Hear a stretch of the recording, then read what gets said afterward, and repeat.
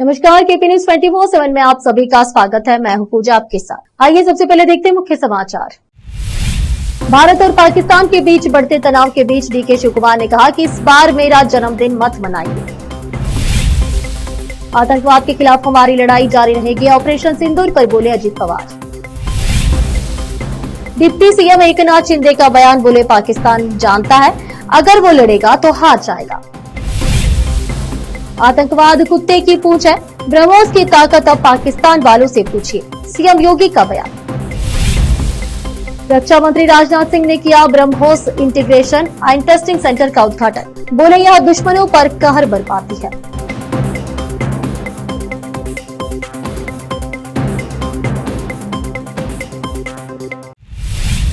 अब समाचार विस्तार से। 10 मई शनिवार को भालकी तालुके के कपलापुर क्रॉस के पास विपरीत दिशा से आ रही एक आइचर वाहन द्वारा तेज रफ्तार मोटरसाइकिल को टक्कर मारने से एक निजी फाइनेंस कंपनी के कर्मचारी की मौके पर ही मौत हो गई। घटना में मृतक की पहचान तालुके के खुदमपुरा गांव निवासी सुशील तानाजी उम्र 22 वर्ष के रूप में हुई है। इस संबंध में कटक चिंचोली पुलिस स्टेशन में मामला दर्ज कर लिया गया है और जांच जारी है। खबर सुनते ही पीएसआई सुदर्शन रेड्डी के नेतृत्व में पुलिस टीम ने घटनास्थल का दौरा किया और निरीक्षण किया। बसवे कल्याण से संवाददाता समेश शेख की रिपोर्ट।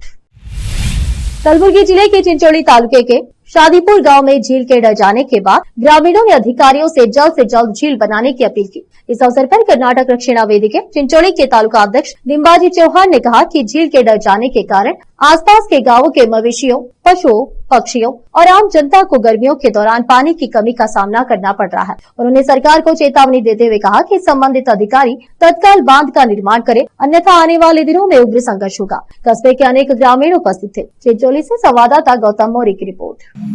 ನಮಸ್ಕಾರ, ನನ್ನ ಹೆಸರು ಲಿಂಬಾಜಿ ಚವಾಣ್, ಕರ್ನಾಟಕ ರಕ್ಷಣಾ ವೇದಿಕೆ ಸ್ವಾಭಿಮಾನಿ ಸೇನೆ ತಾಲೂಕಾ ಅಧ್ಯಕ್ಷರು. ನಮ್ಮ ರಾಜ್ಯಾಧ್ಯಕ್ಷರು ನಿಂಗರಾಜ್ ಗೌಡ್ರ ಕಡೆಯಿಂದ ನಾನು ಮಾತಾಡೋದು ಏನದ ಅಂದರೆ, ನಮ್ಮ ಗ್ರಾಮ ಪಂಚಾಯಿತಿ ಶಾದಿಪುರ ಅದ್ರಾಗ ನೀರು ಹೊಡೆದೋಗಿದೆ. ಯಾರು ಇಲ್ಲಿ ಇವ್ರಿಗೆ ಎಷ್ಟೋ ಮನವಿ ಕೊಟ್ಟು ಆಯಿತು, ಎಷ್ಟೋ ಜನಕ್ಕೆ ನಾವು ಮನವಿ ಕೊಟ್ಟಿವಿ, ಶಾಸಕರಿಗೆ ಕೊಟ್ಟಿವಿ, ತಾಲೂಕಾ ಪಂಚಾಯತಿ ಕೊಟ್ಟಿರಿ, ನಮ್ಗೆ ಜಿಲ್ಲಾ ಪಂಚಾಯತಿ ಕೊಟ್ಟಿರಿ, ಎಲ್ಲಗೂ ಕೊಟ್ಟಿದ್ರು ಅವರು ನಮ್ಗೆ ಮಾಡ್ತಾ ಇಲ್ಲ. ಆಗಷ್ಟು ಬೇಗ ನಮ್ಗೆ ಮಾಡಿಕೊಡ್ಬೇಕು. ಇದು ನೀರಿನ ಸಮಸ್ಯೆ ಆಗ್ತಿದೆ ಊರಿಗೆ, ಸಾರ್ವಜನಿಗೆ ಎಲ್ಲ ಬೋರಿಗೆ ನೀರು ಎಲ್ಲ ಒಣಗೋಗಿದೆ. ನೀರು ಕುಡಿಯಕ್ಕೆ ನೀರು ಸಿಗ್ತಾ ಇಲ್ಲ. ದನಗಳಿಗೆ ಬಹಳ ತೊಂದರೆ ಆಗ್ತಿದೆ, ದನಗಳು ಸಾಯ್ಲತ್ತದೆ. ನೀರಿಲ್ಲ, ಅದಕ್ಕೆ ಬಹಳ ಜನಕ್ಕೆ ತೊಂದರೆ ಆಗ್ತಿದೆ ಅಂತ ನಾನು ಕೈ ಜೋಡಿಸಿ ವಿನಂತಿ ಮಾಡ್ತೀನಿ ಈ ಚಾನೆಲ್। उप मुख्यमंत्री डीके शिव कुमार ने पार्टी कार्यकर्ताओं से भारत और पाकिस्तान के बीच बढ़ते तनाव के मद्देनजर 15 मई को उनका जन्मदिन नहीं मनाने की अपील की है। उन्होंने बेंगलुरु में जारी एक बयान में कहा कि इस पृष्ठभूमि में मेरा जन्मदिन मनाना उचित नहीं है। मैं अपने अनुयायियों, प्रशंसकों और पार्टी कार्यकर्ताओं से अपील करता हूँ, वे इस बार मेरा जन्मदिन न मनाएं। उन्होंने कहा कि मैं अपनी पार्टी के नेताओं, कार्यकर्ताओं, अनुयायियों और प्रशंसकों से भी अपील करता हूँ कि वे जन्मदिन की शुभकामनाएं देने वाले फ्लेक्स, बैनर, होल्डिंग्स और विज्ञापन न लगाए। इस बीच सहकारिता मंत्री के एन राजन्ना ने भी 13 मई को तुमकुरू में होने वाले अपने 75वें जन्मदिन समारोह को स्थगित कर दिया है। मुख्यमंत्री सिद्धरामैया, शिव कुमार और गृह मंत्री जी परमेश्वर को इसमें भाग लेना था कि पीसीसी के निर्देश के बाद कार्यक्रम स्थगित कर दिया गया। अब फिलहाल एक छोटा सा ब्रेक। हिंदुस्तान के हर कोने में हम हैं मौजूद। 24 घंटे हालात पर गहरी नजर, खबरों से जुड़े चुपते सवालात, और आपको दिखाता है धार्मिक, सामाजिक, राजनीतिक, लोकल और इंटरनेशनल न्यूज की सबसे बेहतर कवरेज, जो आपको रखती है हर पल बाखबर। देश और दुनिया भर की खबर के लिए देखते रहें KP news 24/7। Noor education trust Bidar की ओर से चलाए जाने वाला Noor MEd and BEd college Bidar, recognised by NCTE Delhi and affiliated to Bidar University Bidar.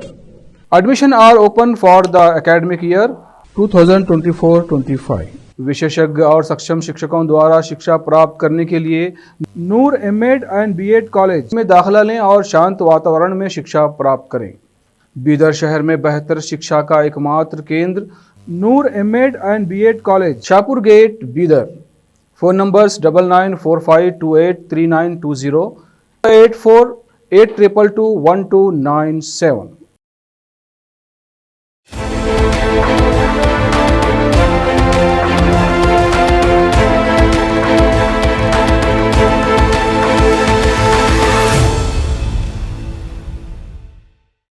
Break के बाद आप सभी का स्वागत है। आइए देखते हैं देश के अन्य समाचार। महाराष्ट्र के उप मुख्यमंत्री अजित पवार ने रविवार को कहा कि भारत के आतंकवाद के खिलाफ अब पूरी तरह से सख्त रुख अपनाया है और हाल ही में चलाए गए ऑपरेशन सिंदूर ने इसका प्रमाण दिया है। उन्होंने कहा कि पहलगाम में हुए आतंकी हमले के बाद पूरे देश में आक्रोश था और इसका सटीक और करारा जवाब ऑपरेशन सिंदूर के जरिए दिया गया। अजित पवार ने कहा कि मैं भारतीय सेना का अभिनंदन करता हूं। देश को हमारी सेना की ताकत और क्षमता पर पूरा भरोसा है। प्रधानमंत्री नरेंद्र मोदी के राजनीतिक नेतृत्व के कारण ही यह ऑपरेशन पूरी तरह सफल हो पाया है। भारत ने यह साफ कर दिया है कि वह पाकिस्तान प्रायोजित आतंकवाद को अब बिल्कुल बर्दाश्त नहीं करेगा। अजित पवार ने कहा कि आतंकवाद के खिलाफ भारत की लड़ाई अभी खत्म नहीं हुई है और आगे भी जारी रहेगी। उन्होंने चेतावनी भरे लहजे में कहा कि अगर कोई पुणे में आतंक फैलाने की कोशिश करेगा तो हमारी सेना उसे मुंह तोड़ जवाब देगी। हम अब बिल्कुल चुप नहीं बैठेंगे। जरूरत पड़ी तो आतंकियों को ऊपर भेजने का काम भी किया जाएगा।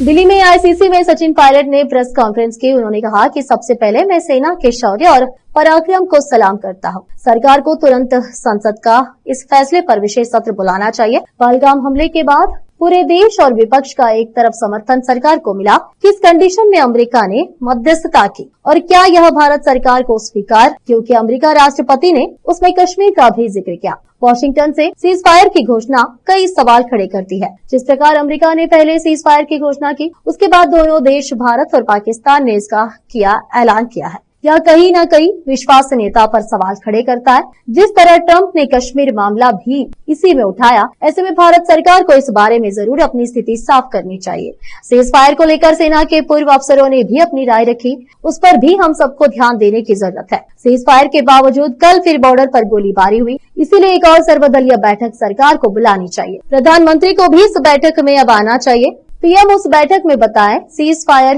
किन शर्तों पर हुआ। 1971 में इंदिरा गांधी का नेतृत्व था, तब भी अमेरिका ने अपना बेड़ा भेजने की धमकी दी थी, लेकिन इंदिरा गांधी ने नेशनल इंटरेस्ट सबसे ऊपर रखा था। भारत और पाकिस्तान के बीच बीते कुछ दिनों काफी तनाव देखने को मिला। भारतीय सेनाओं द्वारा 9 आतंकवादी ठिकानों पर हमला किए जाने के बाद भारत और पाकिस्तान के बीच तनाव बढ़ गया। ऐसे में बौखलाई हुई पाकिस्तान की सेना ने भारत पर कई मिसाइल हमले किए, जिसे भारतीय एयर डिफेंस सिस्टम में बर्बाद कर दिया। इस बीच अब भारतीय सेना और पाकिस्तान की सेना के बाद सीज फायर हुआ है। हालांकि भारत सरकार ने सुरक्षा बलों को आतंकवाद से निपटने के लिए खुली छूट दे रही है। वहीं कुछ देर बाद सरकार द्वारा इस मामले पर प्रेस कॉन्फ्रेंस किया जाएगा। इस मामले पर महाराष्ट्र के उप मुख्यमंत्री एकनाथ शिंदे ने कहा कि पाकिस्तान के डीजीएमओ ने भारत के डीजीएमओ से बात करके युद्ध विराम की पहल की थी। भारत हमेशा अपनी प्रतिबद्धता पूरी करता है, लेकिन पाकिस्तान ने बेईमानी की। प्रधानमंत्री मोदी ने पाकिस्तान को खुद में सुधार लाने के लिए शांति वार्ता के तौर पर युद्ध विराम पर सहमति जताई थी। प्रधानमंत्री नरेंद्र मोदी जानते थे कि ये पाकिस्तानी ऐसा करेंगे, इसीलिए उन्होंने युद्ध विराम का जिक्र तक नहीं किया। पाकिस्तान जानता है कि अगर वे भारत से लड़ेंगे तो हार जाएंगे। अब फिलहाल एक और छोटा सा ब्रेक। में शिक्षा प्राप्त करें। बीदर शहर में बेहतर शिक्षा का एकमात्र केंद्र Noor MEd and BEd college, Shahpur gate, Bidar. Phone numbers 9945283920, 8482221297।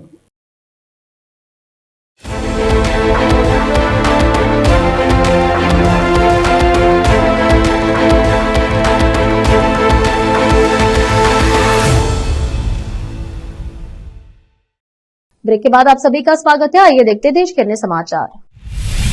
Uttar Pradesh के लखनऊ में ब्रह्मोस मिसाइल के निर्माण के लिए ब्रह्मोस एरोस्पेस इंटीग्रेशन और टेस्टिंग फैसिलिटी का उद्घाटन रक्षा मंत्री राजनाथ सिंह ने किया। इस दौरान रक्षा मंत्री राजनाथ सिंह ने वर्चुअली इस फैसिलिटी का उद्घाटन किया। वहीं सीएम योगी आदित्यनाथ इस दौरान लखनऊ में मौजूद थे। सीएम योगी आदित्यनाथ ने इस दौरान ऑपरेशन सिंदूर के लिए सभी जवानों को, पीएम नरेंद्र मोदी को और रक्षा मंत्री को बधाई दी है। सीएम योगी ने इस दौरान कहा कि हमने ब्रह्मोस मिसाइल के लिए 200 एकड़ जमीन दी है। अब यहाँ ब्रह्मोस मिसाइल बनना शुरू होगा। ब्रह्मोस की ताकत आपने ऑपरेशन सिंदूर में देखी होगी। अगर नहीं देखा तो पाकिस्तान वालों से पूछ लो, ब्रह्मोस मिसाइल की ताकत क्या है। सीएम योगी आदित्यनाथ ने आगे कहा कि आतंकवाद कुत्ते के पूंछ जैसा है, उसको उसी के भाषा में जवाब देना है। ब्रह्मोस मिसाइल क्या होती है? अभी आपने ऑपरेशन सिंदूर के अंदर इस मिसाइल के पराक्रम की एक झलक देखी होगी, और नहीं देखी होगी तो कम से कम पाकिस्तान वालों से पूछ लेना चाहिए कि ब्रह्मोस मिसाइल की ताकत क्या है। आतंकवाद के प्रति प्रधानमंत्री जी ने घोषणा की है कि कोई भी आतंकी घटना अब युद्ध जैसा होगा, और याद रखना, आतंकवाद को जब तक हम पूरी तरह कुचलेंगे नहीं, तब तक समस्या का समाधान नहीं होगा। इस मौके पर उत्तर प्रदेश के सीएम योगी आदित्यनाथ ने आगे कहा, अब समय आ गया है, इसको कुचलने के लिए हम सभी को एक स्वर से प्रधानमंत्री मोदी जी के नेतृत्व में पूरे भारत को, पूरे उत्तर प्रदेश को मिलकर के इस अभियान के साथ जुड़ना होगा। आतंकवाद कुत्ते की पूंछ है, जो कभी सीधी नहीं होने वाली, जो प्यार की भाषा मानने वाले नहीं है, उनको उनकी भाषा में जवाब देने के लिए तैयार होना होगा। इस दिशा में भारत ने ऑपरेशन सिंदूर के माध्यम से दुनिया को एक संदेश दे दिया है। जम्मू कश्मीर बारामुल्ला में सीएम उमर अब्दुल्ला के ट्वीट पर पीडीपी प्रमुख महबूबा मुफ्ती ने कहा कि युद्ध विराम में समय लगता है। जब दो देशों की सेनाएं आमने सामने होती है तो तनाव कम होने में समय लगता है। थोड़ा धैर्य रखना चाहिए। हमें ऐसे लोगों में नहीं बदलना चाहिए जो हमेशा युद्ध लड़ने के लिए तैयार रहते हैं। जब युद्ध होता है तो लोग अपना घर खो देते हैं, अपनी जान गंवा देते हैं, बच्चे मारे जाते हैं, वे अनाथ हो जाते हैं और अस्पताल भर जाते हैं। इसलिए युद्ध किसी भी चीज का समाधान नहीं है। मुझे लगता है कि हमें धैर्य रखना चाहिए। भारत की रक्षा के क्षेत्र में बड़ा कदम उठाया है। रक्षा मंत्री राजनाथ सिंह ने लखनऊ में BrahMos integration and testing centre का उद्घाटन किया है। रक्षा मंत्री राजनाथ सिंह ने इस दौरान अपने संबोधन में कहा कि आज ब्रह्मोस एकीकरण एवं परीक्षण सुविधा केंद्र के उद्घाटन के अवसर पर मुझे आपसे बात करके बहुत खुशी हो रही है। मैं व्यक्तिगत रूप से इसमें शामिल होना चाहता था, लेकिन आप जानते हैं कि मैं क्यों नहीं आ सका। हम जिस स्थिति का सामना कर रहे हैं उसे देखते हुए मेरे लिए दिल्ली में रहना महत्वपूर्ण था, इसीलिए मैं वीडियो कॉन्फ्रेंसिंग के माध्यम से आपसे जुड़ रहा हूँ। राजनाथ सिंह ने कहा कि आज राष्ट्रीय प्रौद्योगिकी दिवस है। 1998 में इसी दिन अटल बिहारी वाजपेयी के नेतृत्व में हमारे वैज्ञानिकों ने पोखरण में परमाणु परीक्षण किया था और दुनिया को भारत की ताकत दिखाई थी। वह परीक्षण हमारे वैज्ञानिकों, इंजीनियरों, रक्षा कर्मियों और कई अन्य हितधारकों के अथक प्रयासों का परिणाम था। रक्षा मंत्री राजनाथ सिंह ने कहा कि जिन आतंकियों ने आतंकी हमला करके हमारी बहनों का सिंदूर मिटाया, उसका जवाब ऑपरेशन सिंदूर ने दिया। भारतीय सेनाओं ने ऑपरेशन सिंदूर को पाकिस्तान में मौजूद आतंकी ढांचा ढहाने के उद्देश्य से लॉन्च किया था। हमने उनके आम नागरिकों को कभी निशाना नहीं बनाया था, मगर पाकिस्तान ने न केवल भारत के नागरिक इलाकों को निशाना बनाया, बल्कि मंदिर, गुरुद्वारा और गिरिजा घर पर भी हमले करने का प्रयास किया। भारतीय सेना ने शौर्य और पराक्रम के साथ साथ संयम का भी परिचय देते हुए पाकिस्तान के अनेक सैन्य ठिकानों पर प्रहार करके करारा जवाब दिया है। केंद्रीय मंत्री गजेंद्र सिंह शेखावत जोधपुर दौरे पर है, जहां उन्होंने भारत पाक तनाव पर मीडिया से बातचीत के इस दौरान मंत्री शेखावत ने कहा कि आतंकवाद के खिलाफ हमारा युद्ध था। आतंकवाद को समाप्त करने का हमारा कमिटमेंट है। 1% भी समझौता किए बिना भारत की सेनाओं ने दिया मुंह तोड़ जवाब दिया। पाक की हर नापाक हरकत का मुंह तोड़ जवाब दिया गया। भारत के डिफेंस सिस्टम ने पिछले 5 दिन में अपनी प्रामाणिकता को विश्व पटल पर प्रूफ की। भारत के जवाबी कार्रवाई से पाक का इंफ्रास्ट्रक्चर हुआ बुरी तरह से डैमेज हुआ है। 12 मई तक बिना किसी शर्त के सीज फायर को स्वीकार किया था। पाकिस्तान की तरफ से सीज फायर का उल्लंघन हुआ। भारत ने भी अपनी ओर से जवाबी कार्रवाई की। पाक पर कार्रवाई से दुनिया ने भारत की क्षमता देखी। सेना ने देश की जनता की अपेक्षाओं के अनुरूप अद्भुत शौर्य और साहस का परिचय दिया और अब तक की कार्रवाई ने पूरी दुनिया में भारत की सैन्य क्षमता को नई पहचान दी है। आखिर में फिर एक बार देखते मुख्य समाचार। टेस्टिंग सेंटर का उद्घाटन, बोले यह दुश्मनों पर कहर बरपाती है।